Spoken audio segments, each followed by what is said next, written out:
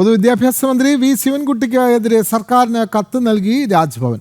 മന്ത്രിയുടെ ഭാഗത്തു നിന്നും ഉണ്ടായത് ഗുരുതര പ്രോട്ടോകോൾ ലംഘനമെന്ന് കത്തിൽ എഴുതി. തയ്യാറാക്കിയ പ്രസംഗവുമായാണ് പ്രതിഷേധത്തിന് മന്ത്രി രാജ്ഭവനിലെ പരിപാടിക്ക് എത്തിയതെന്നും കത്തിൽ സൂചിപ്പിക്കുന്നു. രാജ്ഭവനിലെ പരിപാടിയിൽ നിന്ന് പ്രതിഷേധിച്ച് ഇറങ്ങിപ്പോയ മന്ത്രി വി ശിവൻകുട്ടിയുടെ നടപടിയിൽ അതൃപ്തി അറിയിച്ചുകൊണ്ടാണ് മുഖ്യമന്ത്രി ഗവർണർക്ക് കത്ത് നൽകിയിരിക്കുന്നത്.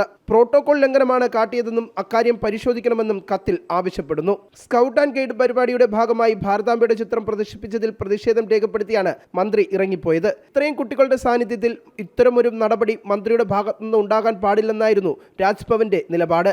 രാജ്ഭവനിലെ പരിപാടിക്ക് മന്ത്രി എത്തിയത് വൈകിയാണ്. ഗവർണർ കൂടി പങ്കെടുത്ത പരിപാടി പൂർത്തിയാകും മുമ്പ് ഇറങ്ങിപ്പോവുകയും ചെയ്തു.